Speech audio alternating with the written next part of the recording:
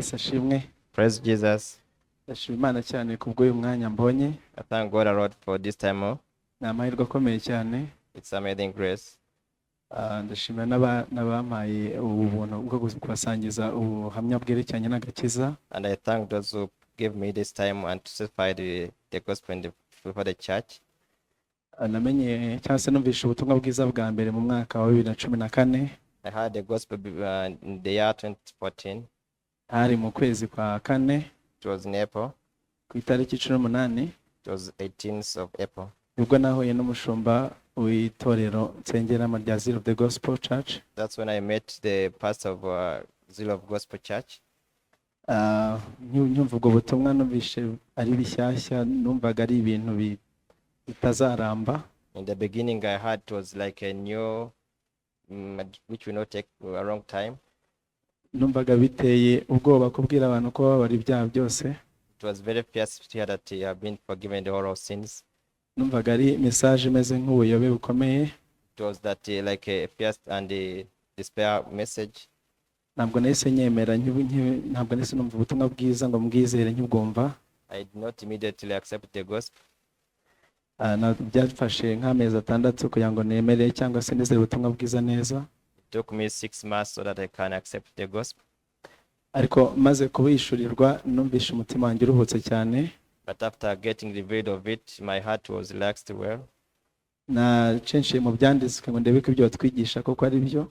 I read a lot of scriptures so that I can confirm that what they taught us is real. Imana ngira ubuntu bwinshi abimushurira. And God has been with me and has graced me so I can understand. Twakuri mu miryango ya Gikristo dusenga. We grown up in Christian families praying. Ariko twasengaga mu buryo butaboneye cyangwa se twabikoranaga ubujiji. We're doing it in a confused and unclear way.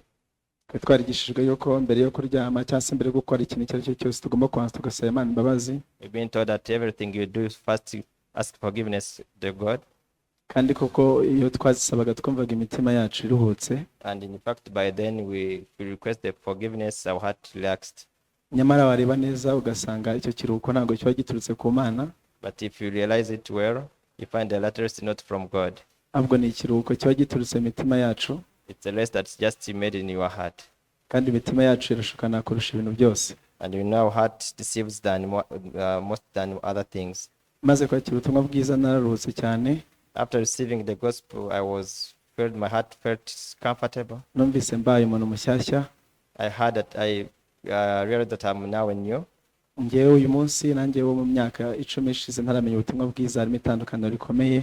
So me of today and that one back in 10 years, there's big different. Gusenga no kuvugana n'Imana byaroroshye. To pray and speak to my God is simple. Bitewe no uyu munsi nsigaye numva nta kibazo mfitanye n'Imana. Because if I check in my heart, I find I have no any issue with God. Namaze kumenya yuko ibyaha byanjye n'ubugome bwose itazabyibuka ukundi. I realize that my sins and iniquities have been forgiven for all and not remember it more. Nahishuriye ko muri Kristo arimo yiyongeye nanjye ntiyabikimbara ibicumuro n'ibyaha byanjye byose. I realized that in 10 years my God forgave me all my sins. Ashima Imana cyane ko yemeye ko Good News Mission iza mu Rwanda. I thank God that allowed the Good News Mission to come in Rwanda. Iyo bataza mu Rwanda nabwo umushumba watwigishije ntabwo yari kumenya ubutumwa bwiza. If they don't come in Rwanda, my pastor who heard it from them couldn't know the gospel.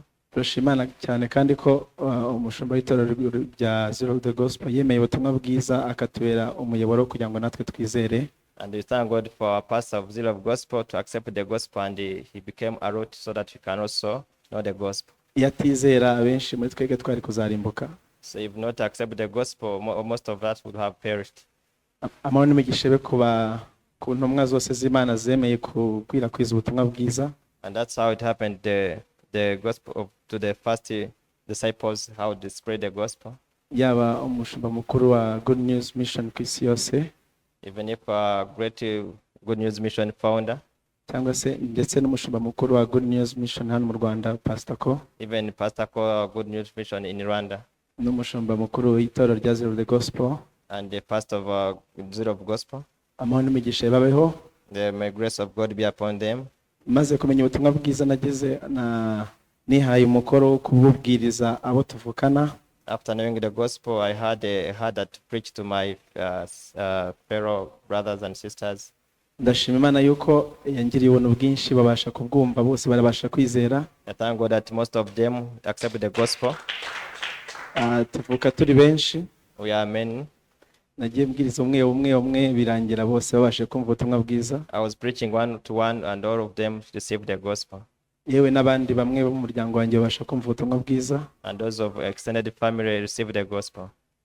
Hari n'abandi benshi batari babwumva ariko turacyakomeje kubuvuga kugira ngo turebe ko nabo bava mu mubare w'abarimbuka. The others who are not yet received this gospel, but we pray God that we preach all of them. Umutima wanjye wanezerewe. My heart is so happy. Imana yampaye amahoro adashira. God give me everlasting peace. N'ikiruhuko kidashira. And everlasting rest. Ndashima Imana cyane. I thank God a lot. Imana iduhane umugisha. God bless you.